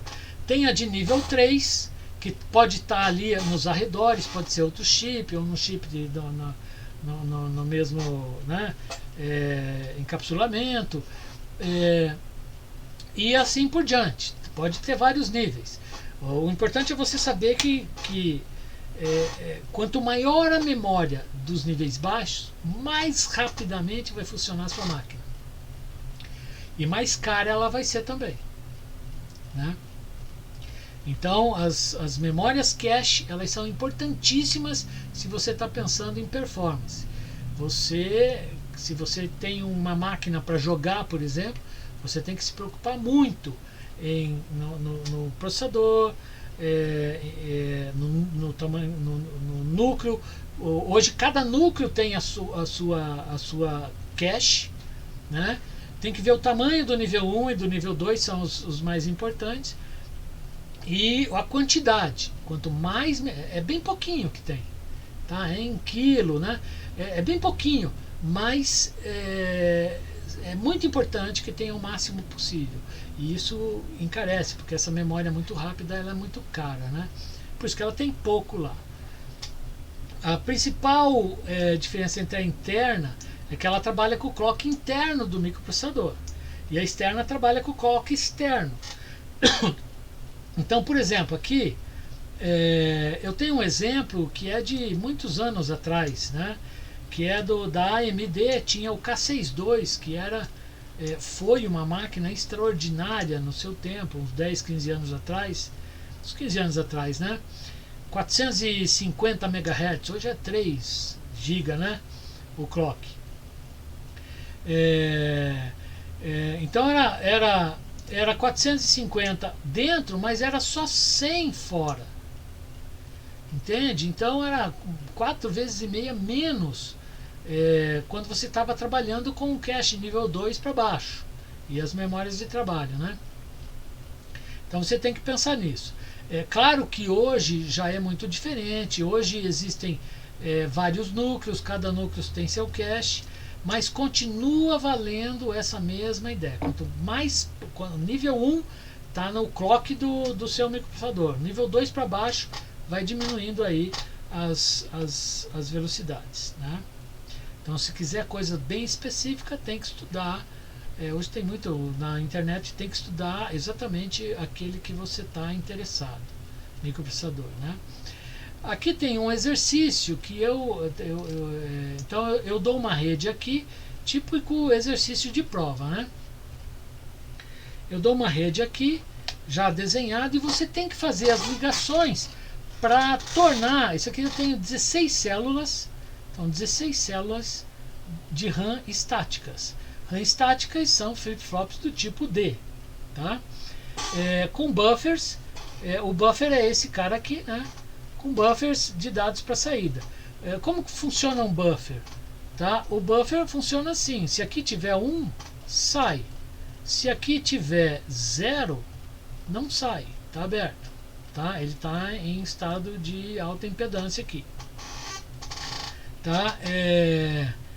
Então desenha aí, por exemplo, desenha sistemas de endereçamento para 2 vezes 8, 4 vezes 4 e 8. Então, 2 posições de 8 bits, 4 posições de 4 bits ou 8 posições de 2 bits. Então vamos escolher essa aqui. O resto eu vou deixar para a aula que vem, que eu vou fazer uma aula só de exercícios, tá? Então 4, então se eu tenho 4, eu preciso de 2 bits de endereçamento, tá? A 0 e a 1, tá? Vou precisar de um decodificador, tá? É um decodificador. O decodificador nada mais é que um conversor de código onde entra em binário e sai 1 de n. Sai o código 1 de n. Então, se eu quero 4 posições, aqui ó, eu vou ter 4, onde um deles vai estar em 1, o resto vai estar em 0. Tá? Então, 4 eu posso pegar aqui, ó, esse cara aqui vai habilitar este aqui, este cara, este cara. Então, quando ele estiver em 1, vou habilitar esses 4. Quando esse estiver em 1, eu vou habilitar estes 4 aqui. Então, vou habilitar este e vou habilitar este aqui. Quando for este aqui, eu vou habilitar este, tá vendo? Ó? Quando esse cara for 1, eu habilito essas 4 células ao mesmo tempo. Tá? E aqui eu habilito este cara aqui, este cara aqui, né? E este cara aqui, beleza? Tá. Eu quero. Então, quando eu habilito essas 4 posições, como que eu desenho as 4 posições aqui? As 4 posições, elas estão aqui, ó. Esta aqui é a segunda, esta aqui é a terceira e esta aqui é a quarta. Putz, eu vou tentar desenhar com outra cor essas posições aqui. Então vamos colocar aqui em verde.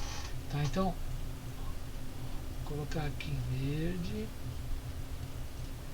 Tá?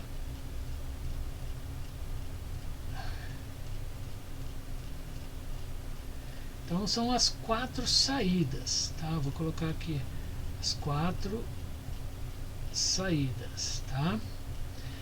Então, quando eu tiver acessado essa posição, essas vão ser as 4 saídas. Quando eu estiver acessando esta segunda posição, essas aqui vão ser as 4 saídas, tá? Mas elas têm que estar curto-circuitadas aqui, né?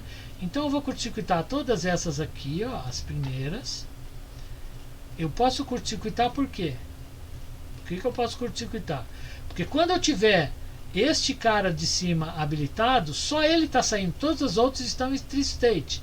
Então a saída pode estar curto-circuitada, que só uma delas vai estar ao mesmo tempo ligada. Então eu vou curto-circuitar aqui, tá? Aqui, tá? Ó, então, aqui, como eu não tenho muito controle de um traço reto, mas na simbologia IEC essas linhas devem ser todas retas, tá? Sempre deve ter aqui, quando existe uma conexão, coloca conexão.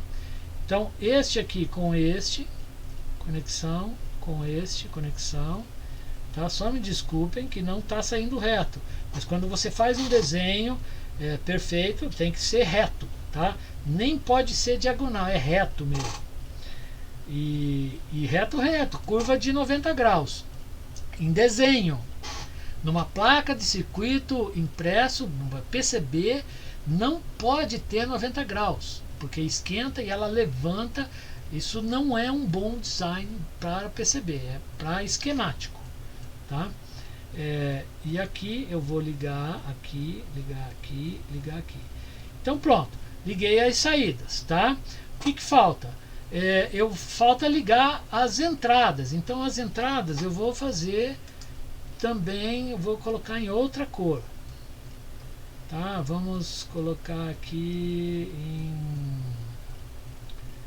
em azul, tá? Então as entradas eu deixo em outra cor. Então a entrada eu vou deixar para cá, tá? Entrada 1, tá? Entrada 2,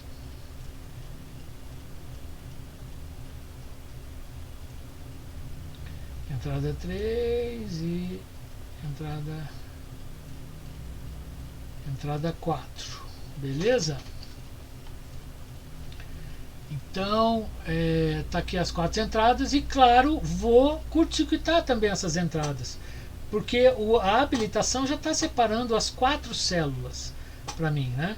Então, essa entrada aqui eu curto-circuito com essa, com essa, com essa, tá? A segunda eu vou curto-circuitar com esta, com esta, com esta, tá? Estou sendo rápido aqui porque vocês podem parar e entender e ouvir o que eu estou falando. Então, em aula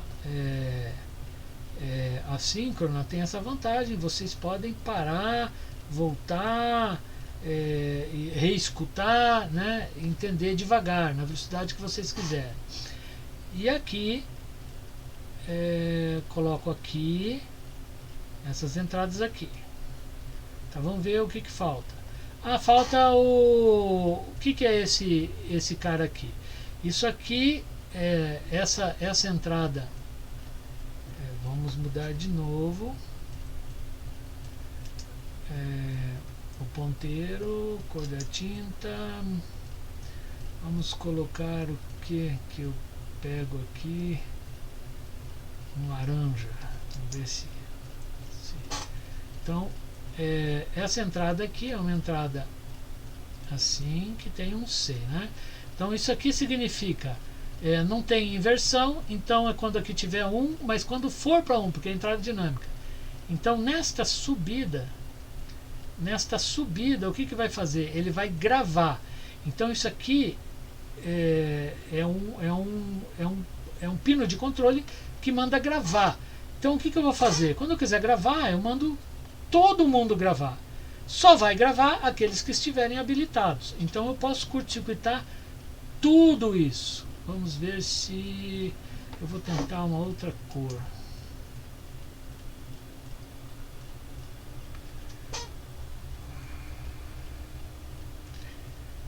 Que cor que tem? Vou tentar essa roxa aqui. Tá. Eu vou tentar essa roxa aqui, então. Aqui. Aqui. Então ele pode cruzar aqui, ó. Se não tem a bolinha, nesse cruzamento aqui, ó, não tem ligação, tá? Então o roxo aqui eu vou ligar em todos os Cs.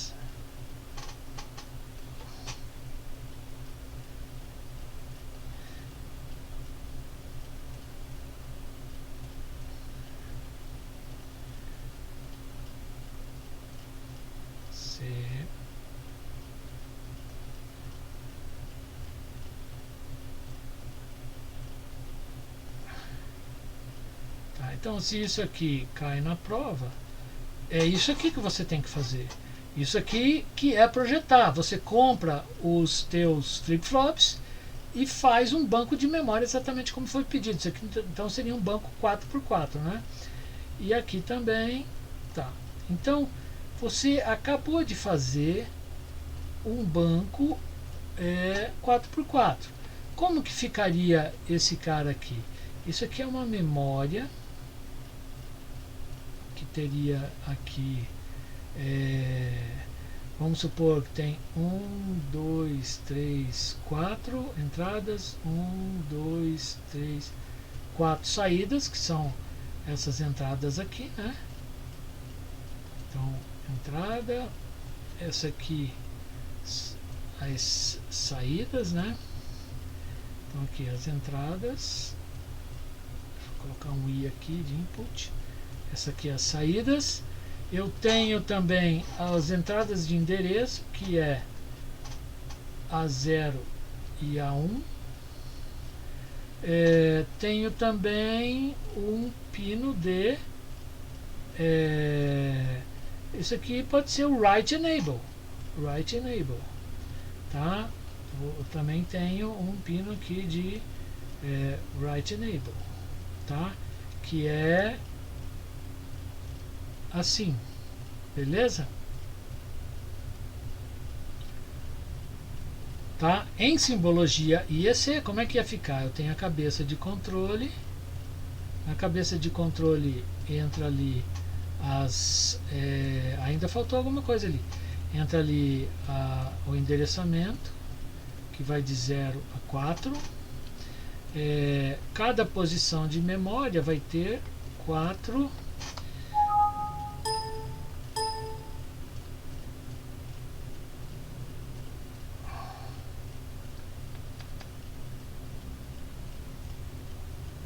não sei o que eu apertei aqui. Vamos voltar aí à apresentação.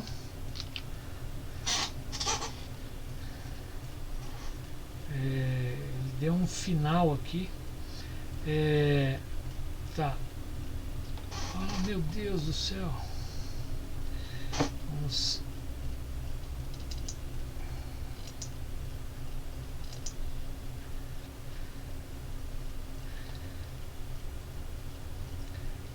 Tá, eu posso colocar aqui entradas, então eu vou ter 4 caras aqui. É do tipo D, é tri-state. Isso aqui tem o A porque é acessado via endereço. Eu tenho também o enable, né?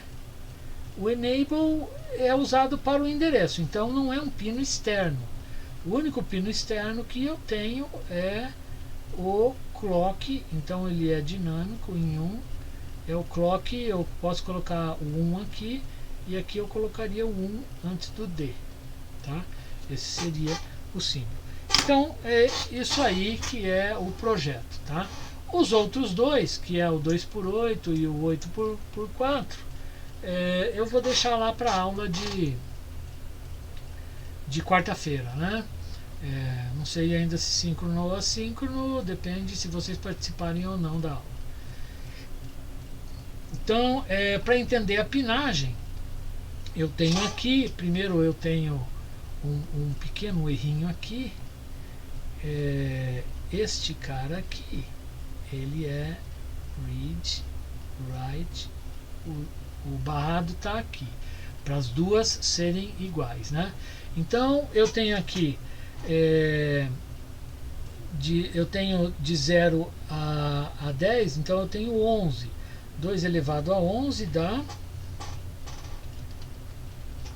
2048 posições. Então a 6116 tem 2048 posições, vezes, aqui eu tenho 1, 2, 3, 4, 5, 6, 7, 8 bits cada. Então essa é a organização da memória. Então, de 0 a 2047 e tal. Então, esse primeiro pino aqui, ó, é o power down. Então, em 0, ele é chip select. Então, quando tenho 0 aqui, eu vou ter, aqui é uma inversão, eu tenho 1 aqui. Este 1, ele habilita esses controles aqui, ó, tá vendo? Parece 1 aqui, 1 aqui. Ele habilita esses controles, então, eu selecionei. Quando esse aqui está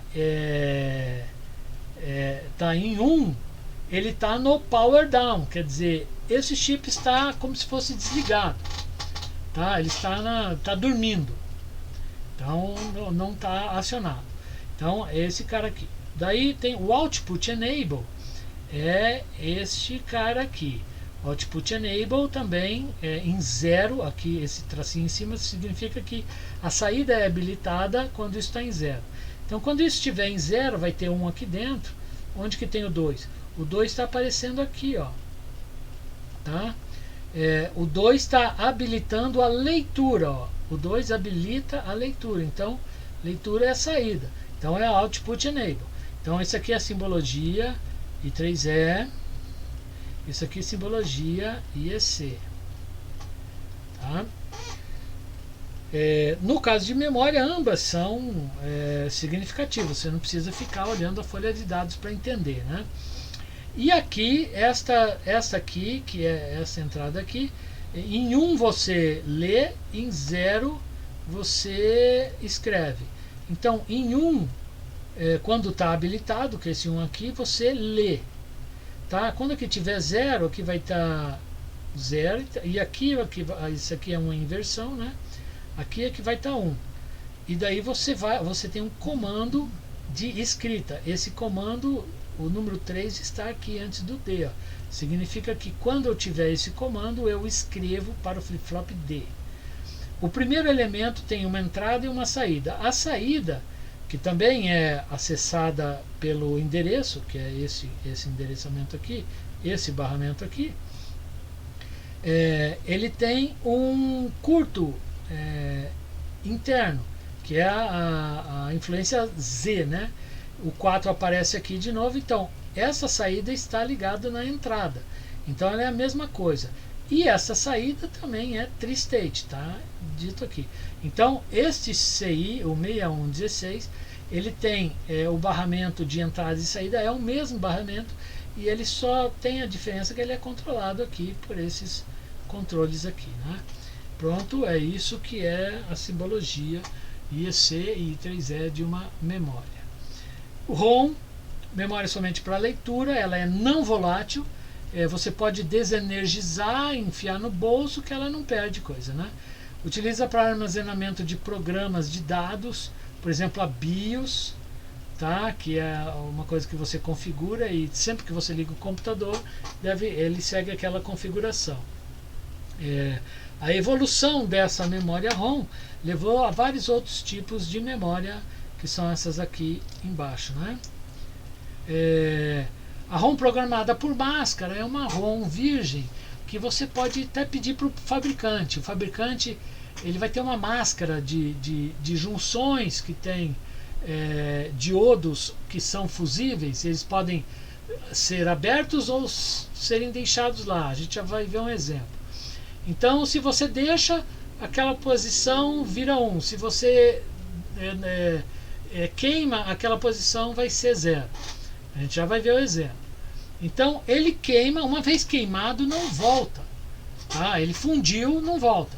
Então, você pode encomendar, o cara já te manda com o firmware que você quiser. Isso é uma coisa meio antiga. Hoje não se usa mais, você usa sempre lá uma memória ROM que pode ser reescrita em cima, né? Que é onde você coloca o seu firmware. É muito interessante que você possa mudar o seu firmware da maneira que você quiser. E isso acontece bastante nas plataformas com microprocessadores de hoje, né? Daí vem a ROM programável. É a ROM que vem virgem para você e você escreve o que você quiser. Aqui tem um exemplo. Vamos ver esse exercício. Usando a matriz abaixo, faça com que o conteúdo das posições sejam iguais ao seu endereço. Então, o que significa isso? Vamos colocar aqui uma cor decente. Tá, uma verdinha aqui. Então, o que significa isso? Então, eu tenho ali a 0 e a 1, tá? A 1. Então, 00, 01, 10, 11. Essas são as posições. As saídas tem 4 bits. Então, eu vou escrever nessas bits. A saída tem que ter a mesma coisa que tem na entrada. Então, aqui vai ter que ter 0. O 0 com 4 bits é isso aqui. Aqui vai ter que ter 1. Desculpa, aqui é 0. Aqui vai ter 0, 0, 1. Aqui vai ter que ter 2. 0, 0, 1, 0. E aqui vai ter que ter o 3, 0, 0, 1, 1. Uma coisa é endereçamento, outra coisa é o conteúdo. Então, quando eu tiver 0 e 0, é este cara que vai estar em 1. E nesta linha aqui, eu tenho que escrever 0, 0, 0, 0. Então, ó, quando aqui tiver em 1, se eu te deixar o diodo aqui, esse 1 passa para cá, polariza esse resistor, e eu vou ter aqui, por exemplo, se aqui for 5 volts, eu vou ter aqui 5 volts menos 0,6 aqui, vai ter 4,4 volts aqui, que vai ser 1, lógico. Eu quero 0. Então, o que eu vou fazer? Eu vou queimar aquele diodo ali. Então, se eu vou queimar, eu vou usar uma cor de fogo aqui. Tá? Eu vou queimar esse diodo. Quero 0 aqui, eu vou queimar esse diodo. Vou queimar esse diodo e vou queimar esse diodo. Como que eu queimo? Tá? eu coloco, na prática, eu coloco o endereço aqui, coloco o que eu quero aqui, por exemplo, eu quero 0000, eu coloco aqui 0000 e aplico uma tensão maior. Por exemplo, se ele funciona em 5 volts, eu vou lá e aplico 18 volts. O que acontece? Eu aplico 18 volts, passa uma corrente tão grande por aqui, porque aqui tem zero, que funde esse diodo. Essa é a ideia de se gravar isso, tá?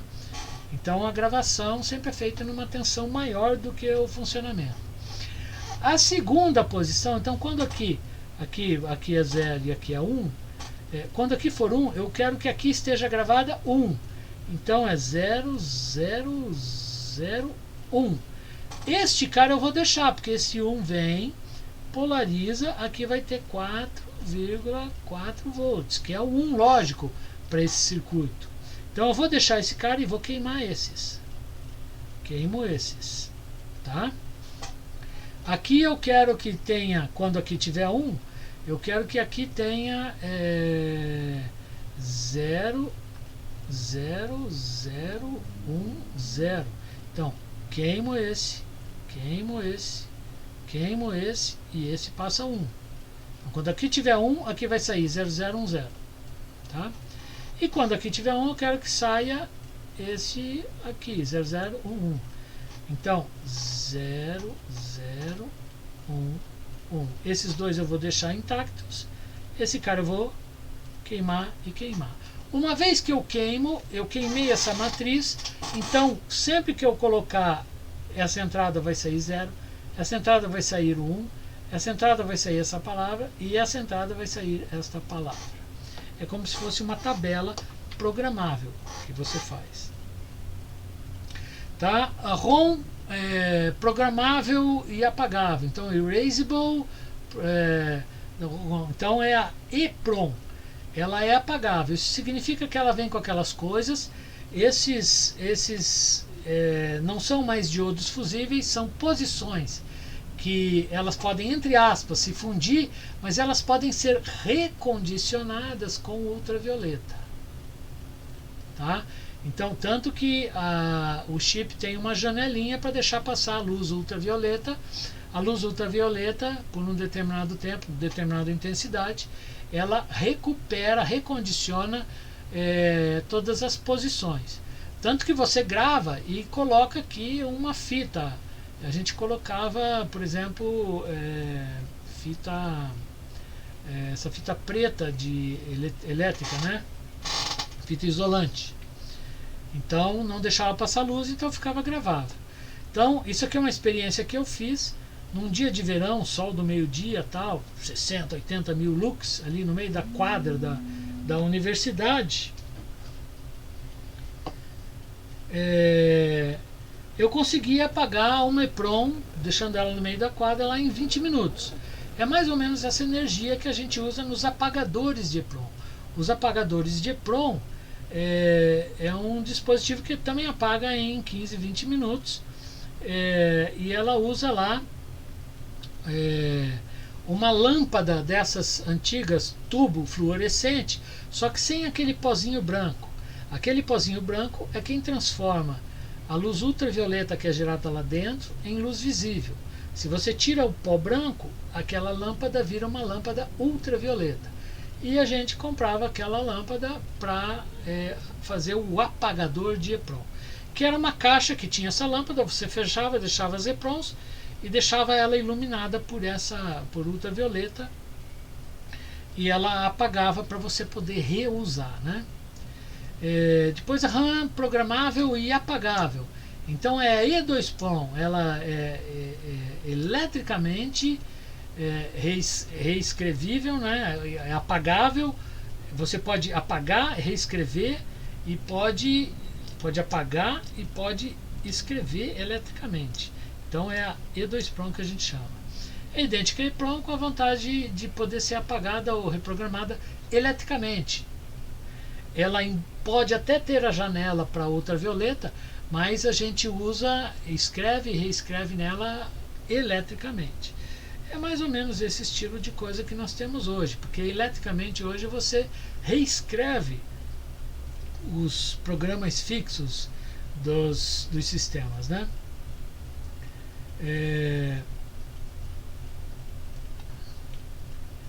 E ainda depois tem uma evolução que eu não falei ainda, que são as flechas, que eu vou falar aí na frente.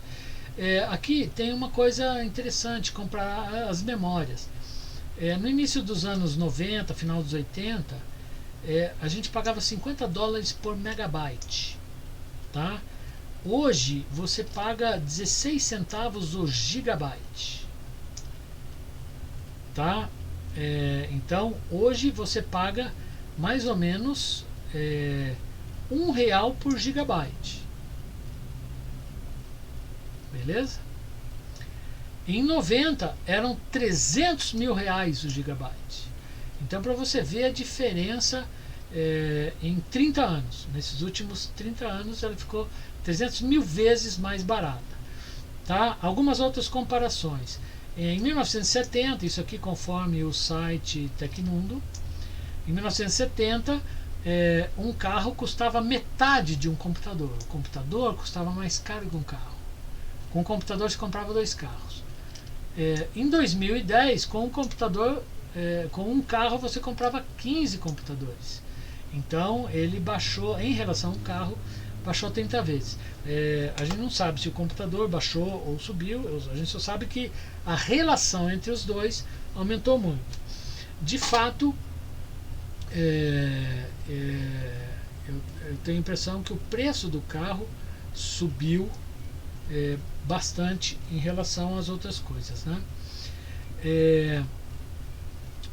Aqui RAM em 85, $859 por megabyte. Em 2010, $0,01 por megabyte, tá? Vamos pegar o exemplo do HD. Um HD em 1980 custava $200 por megabyte, tá? Se bem que a gente aqui no Brasil começou a ter acesso no final dos anos 80, metade dos anos 80, né? A HDs. E um HD hoje custa 70 milionésimos de dólar por megabyte. Então é complicado, né? E aí um dos últimos tipos de EEPROM é EEPROM Flash, porque ela é rápida. Então são memórias permanentes, utilizadas geralmente em computadores. Elas são eletricamente regraváveis, né? Tipo pendrive, você grava e escreve nele a hora que você quiser, apaga, tal.